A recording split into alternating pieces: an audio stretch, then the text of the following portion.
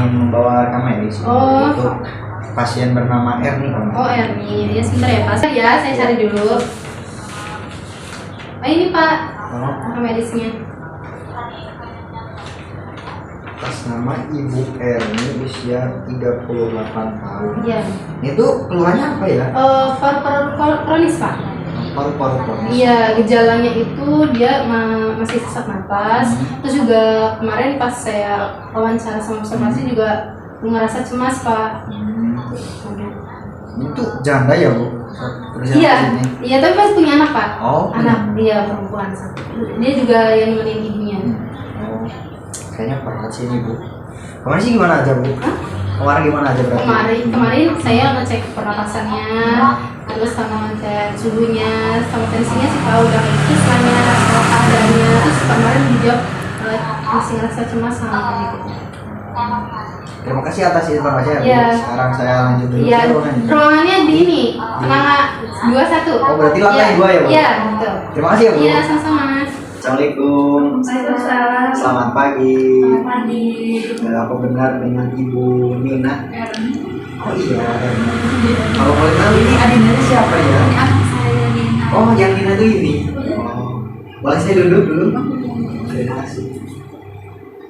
Ibu Erni ini setelah saya lihat dari rekam medisnya, apakah benar Ibu mengidap penyakit pasien dengan penyakit paru-paru obstruktif kronik? Iya, benar. Dengan mengalami kesulitan bernapas dan juga stres mental Ibu. Allah senang bertemu dengan kalian berdua. Ibu Erni, bagaimana kabarnya hari ini? Alhamdulillah Pak, tapi ini masih sedikit sesak ya, tapi alhamdulillah masih bisa bicara ya. Alhamdulillah Ibu, itu tanda nikmat masih diberikan oleh Allah Subhanahu wa Ta'ala. Masih diberi napas, masih bersama anak tercinta. Jujur ya Pak, saya tuh rasanya tuh ya, takut campur aduk ya Pak ya. Saya tahu penyakitnya itu nggak ringan, penyakitnya. Dan juga saya kadang tuh cemas, khawatir, saya tiba-tiba meninggal. Itu Pak. Ibu, perasaan itu memang hal normal Bu, manusiawi. Penyakit ya, tidak perlu nah adanya kita itu agar tidak berubah jadi putus asa Ibu. Apakah Ibu masih gelisah atau berpikir hal-hal yang berat? Iya Pak, sering kali Pak, apalagi kalau malam hari saya itu banyak hal yang dipikir Pak.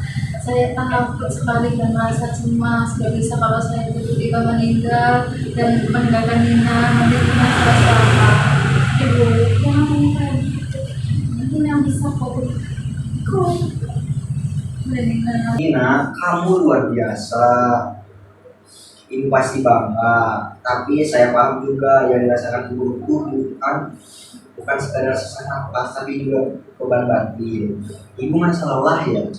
Sangat lelah sekali Pak. Saya sangat lelah, kayak seolah-olah saya itu juga jadi bebannya Nina juga.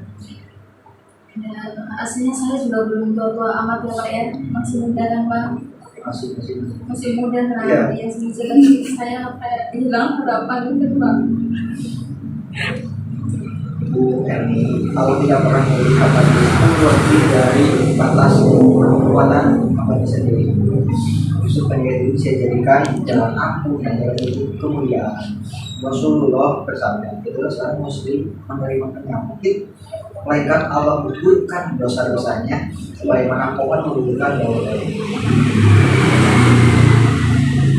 Ya, tapi saya juga kadang sering apa ya Pak, marah-marah juga sama Nina ya Pak ya, marah-marah sehingga saya tuh jadi kayak kepikiran juga setelah marah sama Nina, saya juga jadi kepikiran juga kayak ngerasa berdosa banget gitu marah-marah sama anak Pak. Itu hal yang wajar Ibu.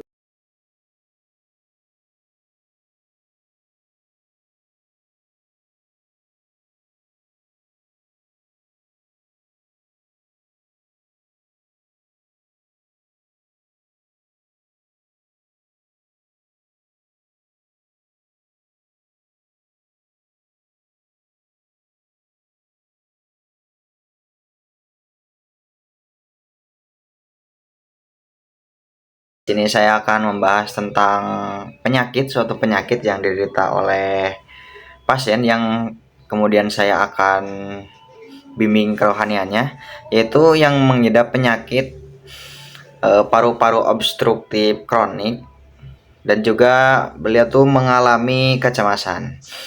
Kemudian apa sih yang dinamakan penyakit paru-paru obstruktif kronik? Dan kemudian apa pula penyebabnya dan juga bagaimana cara mengatasinya. Nah, penyakit paru-paru obstruktif kronik itu sendiri adalah, atau bisa disingkat PPOK ya, adalah masalah kesehatan kronis yang terjadi karena paru-paru itu mengalami peradangan. Nah, peradangan sendiri itu panjang waktunya. Nah, kondisi ini tuh dapat mengakibatkan penderitanya sulit untuk bernapas. Jadi, keluhan pertama dari yang mengidap penyakit paru-paru kronik ini adalah sulitnya bernapas. Menderita pernapasan yang sulit, yang mengalami penyakit paru-paru obstruktif juga adanya termasuk penyakit bronkitis, serta juga ada namanya emfisema. Nah, bronkitis ini merupakan peradangan pada dinding saluran bronkus yang berlangsung dalam kurun waktu yang lama.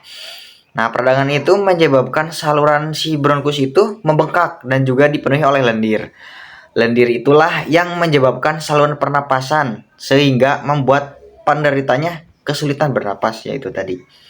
Nah, sedangkan yang namanya emfisema adalah kerusakan pada alveolus. Alveolus itu merupakan kantong udara pada paru-paru. Nah, jadi kan paru-paru tuh ada beberapa rongga ya. Nah, salah satunya adalah apomus yang bernapas pertukaran oksigen dan juga karbon dioksida. Nah, selanjutnya PPOK adalah penyakit obstruktif, artinya kondisi medis ini tuh dapat memburuk seiring dengan berjalannya waktu. Bahkan menurut Organisasi Kesehatan Dunia WHO itu sendiri menyebutkan bahwa PPOK ini adalah penyakit yang menyebabkan kematian terbanyak ketiga di dunia dengan total 3,23 juta. Itu terjadi di data 2019 yang silam. Nah, walaupun demikian, penderita dari penyakit paru-paru obstruktif ini tetap bisa mengontrol gejala serta meningkatkan kualitas hidupnya melalui penanganan medis yang tepat. Nah, jadi wajar sekali kalau misalkan suatu pasien mengidap penyakit paru-paru kronik itu akan mengalami depresi, stres. Soalnya itu tadi menyebabkan angka kematian yang cukup tinggi walaupun di data dunia ya. Nah, penyebabnya adalah dari penyebab utama dari paru-paru obstruktif kronik ini yaitu kerusakan penyumbatan pada jaringan paru-paru. Nah, terdapat beberapa faktor nih untuk meningkatkan resiko terkena PPOK. Jadi, faktor-faktor ini dimohon untuk dihindari supaya kita tidak terkena penyakit paru-paru obstruktif kronik. Nah, yang pertama, kebiasaan merokok atau terpapar asap rokok. Nah, biasanya tuh yang terpapar tuh yang lebih bahaya, sebenarnya perokok pasif disebutnya. Kebiasaan merokok atau terpapar tuh dalam jangka waktu yang lama, perokok aktif yang lama ya, ini menjadi faktor resiko yang paling sering menyebabkan penyakit paru-paru obstruktif kronik. Nah, selanjutnya terpapar polusi udara seperti debu, asap pembakaran maupun zat kimia tertentu dalam jangka waktu yang lama. Ya, kemungkinan orang-orang yang tinggal di area PT ya, kayak di daerah apalah gitu, daerah perkotaan yang memang polusinya itu sudah jelek ya, berbeda dengan orang-orang yang tinggal di daerah pegunungan yang biasanya udaranya masih asri. Tapi tidak menutup kemungkinan juga kalau misalnya orang gunung menyebabkan perokok bisa terkena penyakit ini ya, kita kada yang tahu. Yang menderita penyakit asma pada anak-anak. Nah, kondisi genetik langka ini, soalnya kan kalau genetik itu rata turun-temurun, kekurangan protein alpha 1 antitrypsin, kondisi ini dapat menyebabkan PPOK terjadi pada masa anak-anak. Nah, kalau misalkan tadi yang perokok, yang juga perokok lah intinya mah, kan rata-rata terjadi pada orang dewasa. Kalau misalnya ini terjadi pada anak-anak. Selanjutnya itu ada gejala dari PPOK ini sendiri, biar cepat PPOK aja lah nyebutnya. PPOK ini biasanya baru akan muncul ketika kerusakan yang terjadi pada paru-paru sudah cukup parah. Nah, gejala tersebut akan terus memburuk seiring dengan berjalan waktu. Beberapa gejala umum PPOK antara sebagai berikut. Jadi kalau misalnya masih kecil itu jarang kelihatan. Nah, kalau misalnya udah parah baru kelihatan. Nah, harus cepat-cepat menghubungi medis ya. Nah, gejalanya ada beberapa nih, ada beberapa gejala. Yang paling utama tentunya adalah sesak napas, terutama ketika sedang melakukan aktivitas fisik ya, baik itu melakukan pekerjaan ataupun melakukan kegiatan-kegiatan yang lain. Penderita ini sering mengalami sesak napas.